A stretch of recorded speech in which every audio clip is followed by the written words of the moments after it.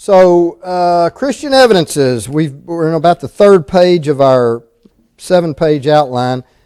You say 7 because you've only got 6. But see, I redid the outline and you don't have those pages yet. But you will. But we talked about the faces and causes of unbelief, the relationship between faith and knowledge. We then had a section on evidences for the existence of God. We talked about the nature of man, how we're made in His image and likeness, and what that means, what it does not mean. And then we finished up, we spent about 3 weeks. I've never spent this much time on that particular topic, but we had an extensive study of suffering, why people suffer, because that is the atheist's number one argument against the existence of the God of the Bible. At least what they believe is their strongest argument. But we saw from our study that suffering is not incompatible with the environment in which God placed us. We are in this vale of soul making, and this environment has been made for the purpose to determine whether we will spend eternity with God or not with God. And there has to be challenges. And that is the overarching reason for suffering. But we looked at several sub-causes for suffering. That is, our sin and the sin of other people. Self-improvement. We looked at Satan's role, God's vindication, and a verification of faithfulness. That's the top 3 there on the screen. We finished all that up last week. But just keep in mind, when you start talking about the word evil, always keep in mind that there is only one thing that's intrinsically evil in this world. And what I mean by intrinsically evil, that is evil in and of itself. Suffering is not necessarily evil, even the suffering of innocent. Even what the atheist might call causeless suffering. That is not evil. It has its purpose. The only thing that's intrinsically evil in this world is what? Yeah, to violate the will of God, to violate the nature of God. And when we violate God's nature, that's called sin. That is the only intrinsic evil in this universe. Floods and hurricanes and tornadoes and all that, they're not evil. In fact, nature is not good or bad, but we live in a world of laws, physical laws, and when those laws are broken, bad things happen. You fall out of a plane without a parachute, gravity works every time. And we're glad it does. And it proves the existence of the God of the Bible because He is a God of order. He's not a God of chaos. So, we spent a lot of time in the Scriptures over the past 3 weeks. We're going to shift gears here on Roman numeral 6. Roman numeral 6 is the creation versus evolution controversy. Now, when we get to Roman numeral 7, we'll get back into Genesis when we talk about theistic evolution, this attempt to meld the two ideas. But first, let's talk about creation versus evolution. And it is important because these are two diametrically opposed worldviews, really. Where do you believe you came from? What do you believe the origin of the universe and of life itself is? And does life have meaning and purpose, or does it not? And so, evolution, of course, teaches that everything has come into existence through random processes without any kind of supernatural involvement. And you can explain everything by just time and chance and natural processes, and all living organisms have arisen from one single-celled organism. And frankly, it teaches that something came from nothing. And if you'll look over into, we call this idea that if you have enough time that anything can happen, uniformitarianism is what it's called in evolutionary circles. But it's not new. Turn over to 1 Peter chapter 3.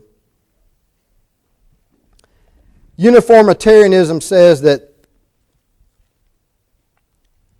the past is the key to the present, right? Everything always is, whatever's happening now has always happened. In other words, nothing's changed. It's been going on the same since the beginning of time. And if you look in 2 Peter chapter 3, well, let's begin in the first verse. Beloved, I now write to you the second epistle, in both of which I stir up your pure minds by way of reminder, that you may be mindful of the words which were spoken before by the holy prophets, and of the commandment of us, the apostles of the Lord and Savior, knowing this first, that scoffers will come in the last days. The last days, of course, is a Christian dispensation, walking according to their own lusts, and saying, where is the of His coming? For since the fathers fell asleep, all things continue as they were from the beginning of creation. For this they willfully forget, that by the word of God the heavens were of old, and the earth standing out of water and in the water, by which the world that then existed perished, being flooded with water. But the heavens and the earth, which are now preserved by the same word, are reserved for fire until the day of judgment, perdition of ungodly men. Just as an aside, it says the heavens and the earth, which are now preserved by the same word. Whose word? More specifically, whose word? According to Hebrews chapter 1. No.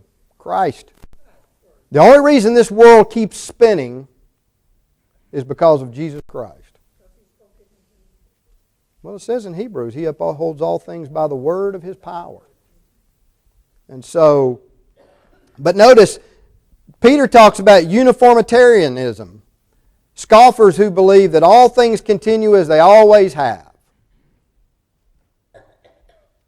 Now that's evolution. And by the way, just as an aside, time, the evolutionist believes that as long as you got enough time, that anything's possible. Time is not a causative force. Time doesn't create anything. You can have all the time you want, but without some power, some causative creative force, you still get nothing. Time doesn't make anything. So don't let them fool you with that.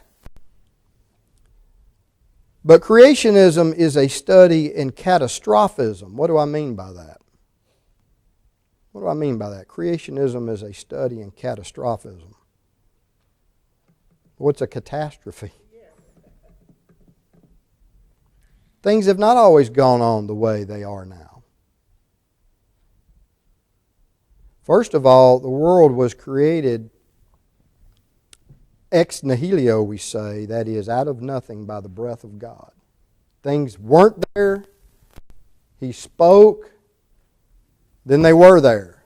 That's number one. You ever thought about how powerful God's Word is? He says, it will not return unto me void. Somebody says, is God's Word powerful enough to save me? Well, was it powerful enough to bring everything you see around you into existence?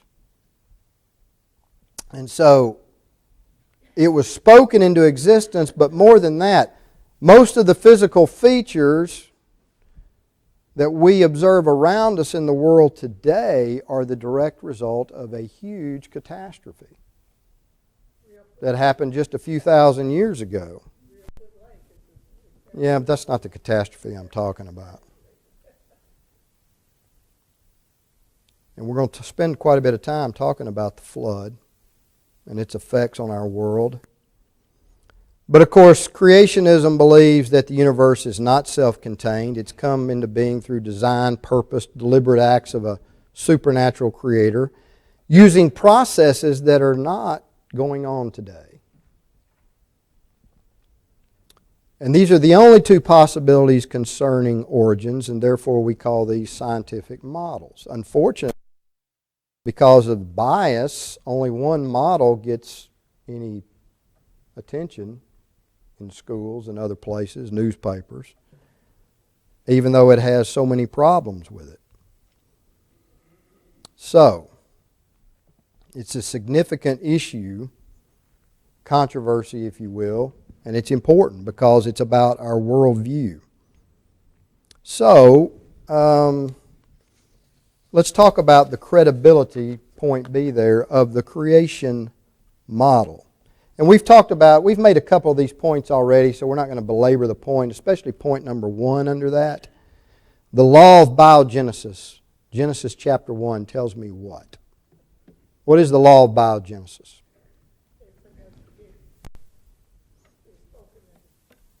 Life only comes from life, and that after its kind.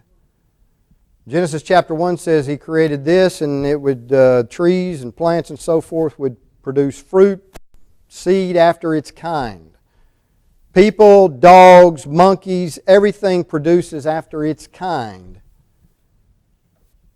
And life does not come from non-life. And the strange thing about it is, scientific law, nothing becomes a law in science unless there's no known exception. Thousands and thousands of experiments have been done over the years, and there's no known exception to the law of biogenesis. And when you read a textbook, when I was in school, you always studied about Louis Pasteur proving or disproving spontaneous generation. That is, living matter can just spring from non-living matter. And that supposedly was debunked decades ago. And in the next chapter, it talks about evolution, which has to have spontaneous generation. It has to have life coming from non-life. It's bizarre. But evolution violates the law of biogenesis. There has not ever been one single documented case of spontaneous generation, life coming from non-life. This carpet is not going to produce a living organism. Ever. So what happens is with evolutionists, they like to change terminology. So sometimes some of them will refer to the law of biogenesis as a principle or a theory or a dictum, as if it hasn't, as if that someday out there they might find some exception. Natural selection. The Origin of Species by Means of Natural Selection was the title of a book published in 1859 by who? Charles Darwin. Now, natural selection is a fancy phrase for what we normally say. What do we call it? It's the very center of evolutionary thought. What do we normally call natural selection? What's the poor man's phrase for natural? Survival of the fittest. Survival of the fittest. So according to Darwin, an individual creature with a particular advantage, that is, quote, the fittest, naturally would be selected to pass on this advantage to its offspring. For instance, if you have one horse that's fast and one horse that's slow, and a predator comes along, say one's got long legs and one's got short legs, what's going to happen? Yeah, the short-legged guy is going to get eaten. Therefore, voila, survival of the fittest. The long-legged guy keeps going. He's going to have children. He's going to have more. You're going to be more horses with long legs, see? Because that's an advantage. Well, there's a problem. We see this a lot in evolutionary thought. There's a lot of circular reasoning, and we'll talk about the fossil record here in a minute. There's a lot of circular reasoning going on. For instance, an evolutionist finds a fossil, and he says, well, this fossil is a gazillion years old because why? Why does he come to that conclusion? But be more specific. He says this fossil is X million years old because what? I found it where? I found it in this particular kind of rock or layer or sediment. And this particular kind of rock is a gazillion years old, therefore the fossil is a gazillion years old. How do I know that the sediment or the rock is a gazillion years old? Because that's where I found that fossil, and that fossil is a gazillion years old. That's essentially what they say. The fossil is a gazillion years old because I found it in this rock, and that rock's a gazillion years old because I know that's how old that fossil is. Now, let's talk about survival of the fittest. What are they really saying? What is it saying? How do you define the fittest? How is the fittest defined? The one that survives. Right. So here's what he's saying. All winners win, and those who win are winners. Right? That's the philosophy. You laugh. The problem is natural selection doesn't explain how the adaptation came to being and how new creatures were formed. All it says is, this guy survives. Well, that's good for eliminating things, but how does that create new things, you see? That's not a mechanism for change. And nobody denies this. I mean, this goes on in nature all the time. Things get eliminated that aren't fit, that can't adapt. It happens to people. Some people can't adapt. They get left behind. So, we don't object to natural selection as a mechanism for eliminating non-adapted organisms, but that doesn't tell you how you produce new ones. And it doesn't explain how they adapted. A lot of circular reasoning goes on with these people. Well, first of all, they're not as smart as me.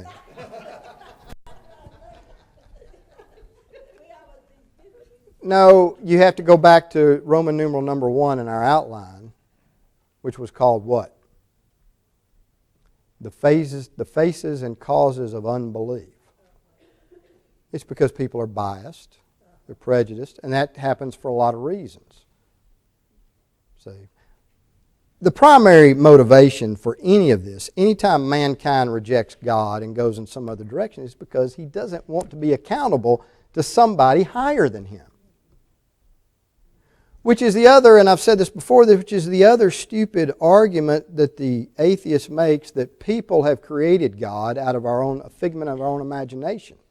Why would I ever create a being out of my own imagination that makes me feel guilty and holds me accountable and who I have to answer to? Why would, as a man, why would I ever dream that up? It's ridiculous. Well, let's talk a little bit about genetics and mutations, because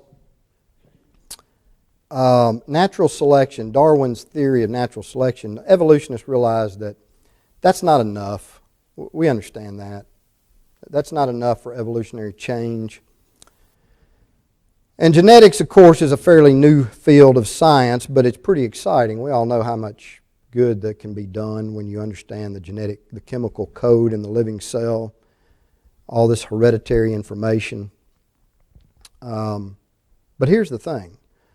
One thing that scientists have discovered about the genetic chemical code instructions is what? And this goes back to the law of biogenesis. Life produces life after its own kind. When a cell reproduces this code, what does it do? How does it copy it? Is it the same every time or not the same? Same every time. Copies it faithfully every time. So, you understand when you're talking about evolution, they like to talk about external physical features, but that's not where you're going to have to make real change in an organism, is it? You're going to have to make changes in the cellular genetic level, the DNA level. That's where you got to make changes if you want a real change in an organism. And yet, these codes are produced faithfully every time, copies. That's why everything produces after its kind. And so they came up with another theory. They said, well, you've got natural selection, and then we're going to add to it genetic what? Mutations. That's how it happens. It's mutations.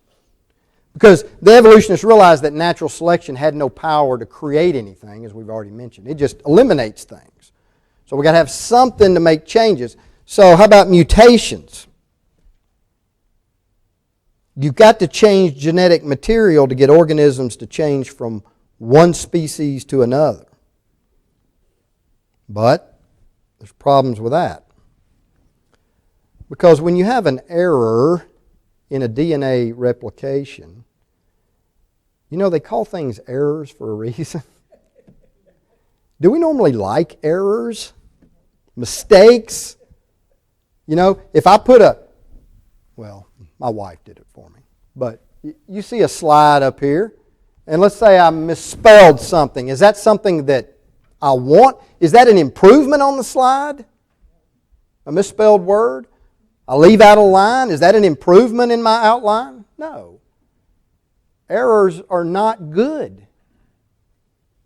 It's the same thing with mutations. When we say something's mutated, how many of you gone to the fair and seen a three-legged cow or a two-headed calf? They have them, or at least they used to. They probably don't let you see that stuff anymore. It's politically incorrect. I saw a guy one time had a foot this big. It was nasty. It was all deformed.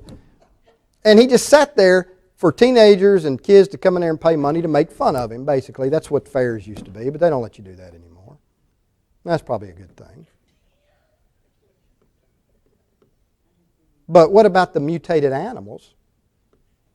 Are those good things? Is that going to help a cow or pig survive? No. It's harmful. It's harmful. 99% of all mutations are harmful. I mean, there's only three options. You either have a neutral mutation, a good mutation, or a bad one. 99% are bad. They're also very rare. Now get this. One scientist estimated that the frequency of a majority of mutations in higher organisms is between 1 in 10,000 and 1 in a million per gene per generation. Well, how long would it take to evolve anything, even if it was a good mutation? Yeah, but they don't have enough time, and I'll tell you why they don't have enough time. Listen to this. George Gaylord Simpson. We mentioned some of these famous evolutionists over and over again when we're studying these things. Simpson, Stephen Jay Gould, some of these other guys.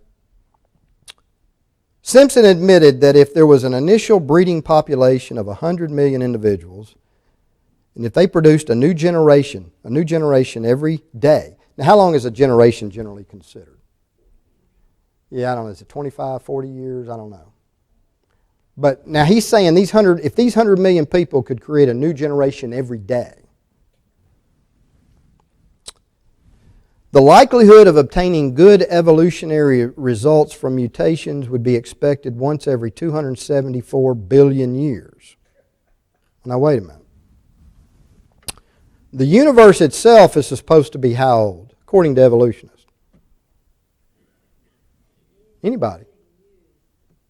4 to 5 billion years. Man's been around a couple of million. Now he's saying it's going to take 274 billion years if 100 million people could make a new generation. That's like that old study. You remember when they came out and said saccharin was bad for you? Or whatever, one of these sweeteners. And the study, what was the study? Well, they had these rats. They pumped up on this stuff. And basically what they said was if a human being drank 900 soft drinks a day with this sweetener in it, you would probably die of cancer. I'm thinking if a human being drank 900 cans of this soft drink one day, he would die, period. He would drown. How do they come up with this? So, the saccharin wouldn't kill you. The 900 Dr. Peppers would. But the bottom line is, they don't have enough time under that scenario. So, let's talk about the real problem they've got, and that's point C, the fossil record. That's a real problem for them. Because you're looking for physical evidence for evolution. Physical evidence. And there are fossils, plenty of fossils. Now, Sometimes it depends on the interpretation you place on it, whether you're a creationist or evolutionist. But there's some things they can't get around. And the question we're asking here is, does the fossil record support creation or evolution? Charles Darwin stated in his book that there should be, quote, innumerable transitional links in the fossil record. Now, what is a transitional link? What's a transitional link? If something changing in the middle of changing from one species to another. For instance, if we found a fossil that was half bird, half reptile, or something, or half fish, half reptile, something changing totally to something totally different, that would be a transitional link in the fossil record. Do you know what transitional links we generally refer to them as? What? Missing links. You ever heard that phrase, the missing link? There's a reason they call them missing links. Because there's none. Now, Darwin said in his book that he believed the reason for that in 1859 was in the extreme, quote, imperfection of the geological record. In other words, we just haven't dug up enough fossils yet. We just haven't done enough digging in 1859 to find one. You'd think there'd be a bunch, but let's just find one. Well, this is 2019, and we've dug up a lot of stuff. And it's still not there.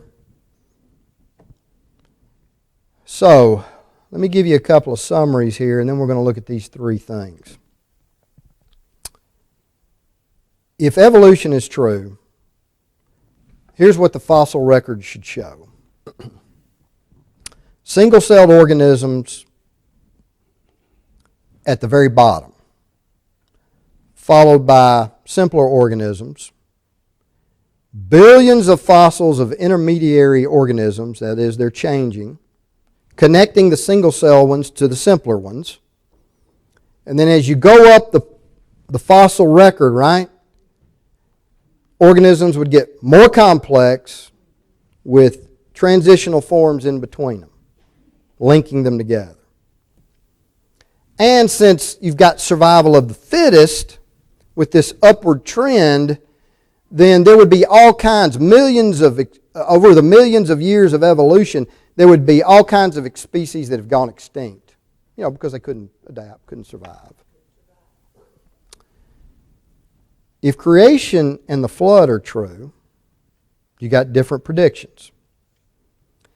God initially created representatives of all kinds. They didn't evolve.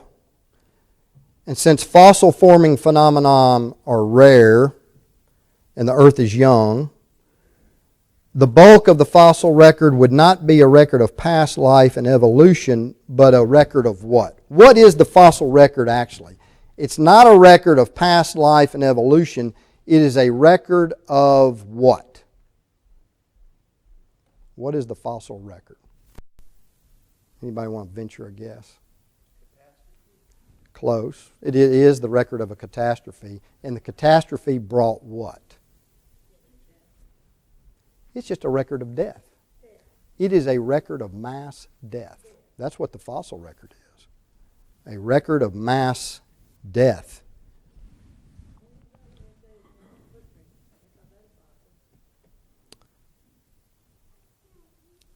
And it occurred over about a year as the flood progressed.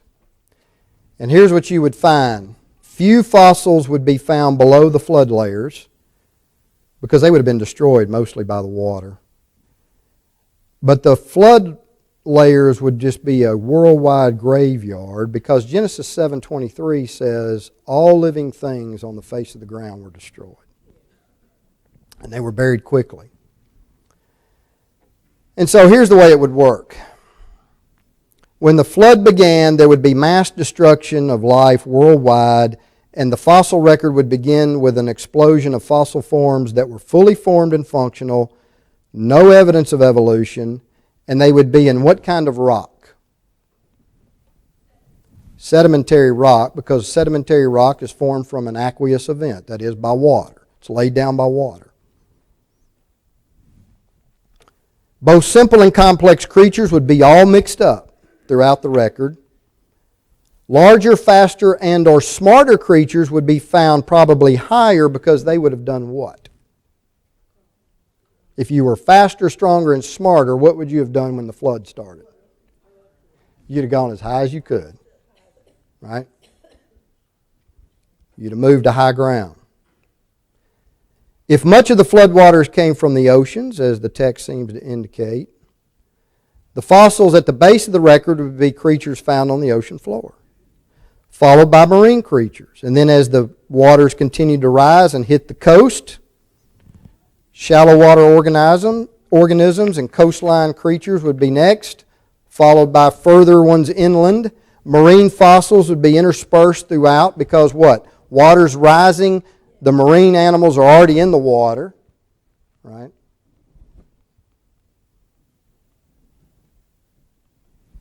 And then after the flood, those creatures that were unable to rebound, whether they were hunted or just couldn't survive the new environment, they would become extinct.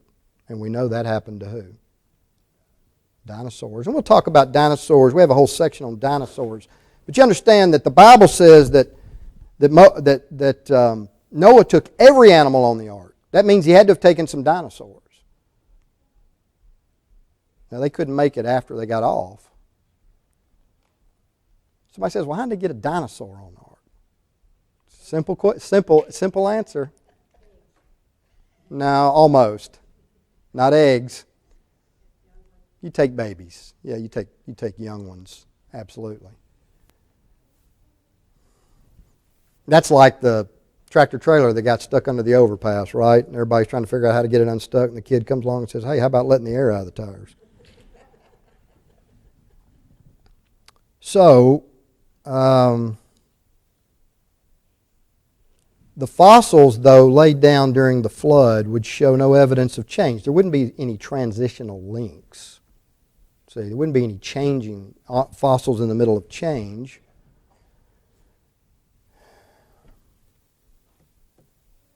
So which one best fits the evidence, the physical evidence from paleontology? Well, this is what we want to look at under these 3 points. Paleontologists have long acknowledged these 3 characteristics of the fossil record: abrupt appearance, stasis, extinction. What does that mean?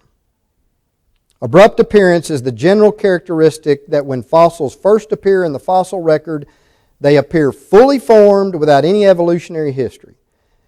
You ever heard evolutionists talk about the Cambrian explosion in the fossil record? Where there's nothing and then all of a sudden, boom, all kinds of animals in the fossil record. That's what we're talking about. They just abruptly appear, fully formed. And this puzzled Darwin. Stephen Jay Gould said the Cambrian explosion was the most remarkable and puzzling event in the history of life. Well, it's not puzzling if you read Genesis. Richard Dawkins said the Cambrian strata, vintage 600, they now say about 540 million years, are the oldest in which we find most of the major invertebrate groups. They're already in an advanced, he calls an advanced state of evolution for the first time they appear. He says it looks like somebody just planted them there. Now don't fall into this trap too of denying that dinosaurs existed. When I was growing up, you used to hear people say, there weren't dinosaurs. God just planted fossils there. What? God was just out to have fun with us, just deceive us and plant fossils in the ground? No, He didn't. You want to look stupid in front of an atheist, say something like that. But that's not the extent of the problem. Not only are these fossils fully formed and functional, but they're complex when they appear. And that's just not what the fossil record should look like. Right? And we're not going to go into a lot of scientific detail, but these are things we need to understand that you don't hear on the news.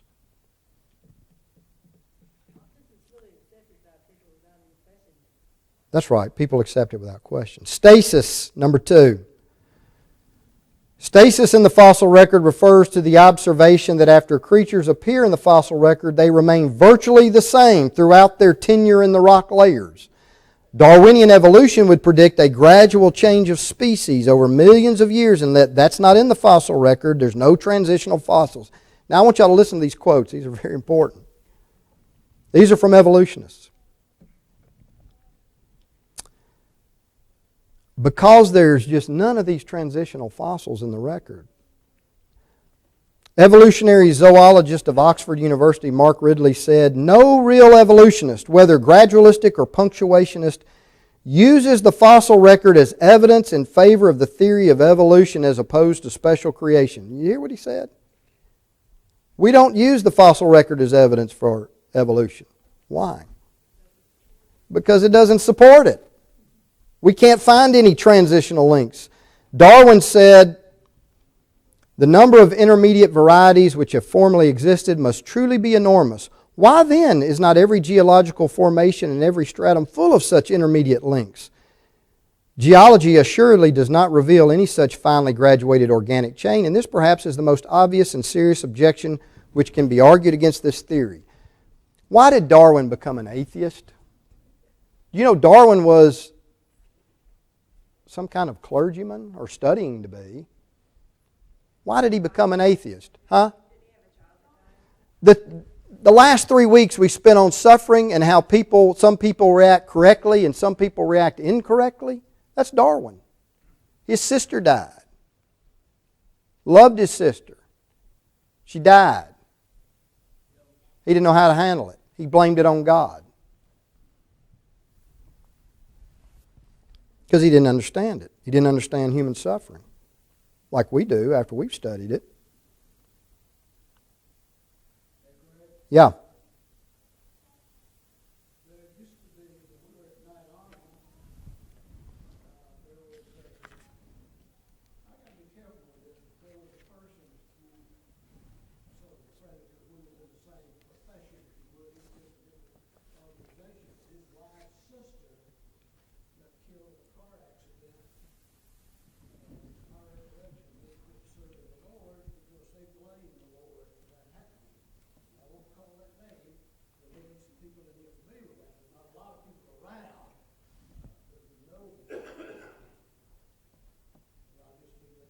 I'm saying this is a member of the church. Yeah. And what did we say last week? Huh? What did we say last week? When the challenges of life meet us, and we give in and turn our back on the Lord, then we have told Satan, basically, you win. Well, I think about what Jesus said about the soil. Yeah. Listen to this quote. This guy supposedly wrote the textbook on evolution. Paleontologist who was the editor of the professional journal published by the British Museum of Natural History in London. This guy's name's Colin Patterson. Somebody wrote him a letter asking him why he didn't include examples of transitional fossils in his book. Here's what he said. "I fully agree with your comments on the lack of direct illustration of evolutionary transitions in my book. If I knew of any, fossil or living, I would certainly have included them. Yet he says Gould, he means Stephen Jay Gould, and the American Museum people are hard to contradict when they say there are no transitional fossils. I will lay it on the line. There is not one such fossil for which one could make a watertight argument."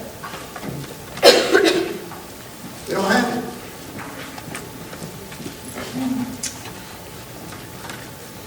Which gets us to an oxymoron, and we'll leave it here before we finish stasis. But there's a term that's used called living fossils. That's an oxymoron. It's like jumbo shrimp. But living fossils, what is a living fossil? We'll pick up here next. And then we'll move into theistic evolution.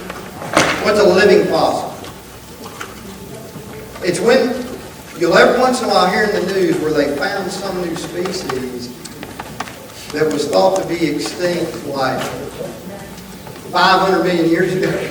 You know, evolutionists have told us, this particular thing's been extinct for millions of years. And then lo and behold, some, poor Filipino fisherman comes upon one or something. And they're like, that's what they call living fossils. So we'll pick up there.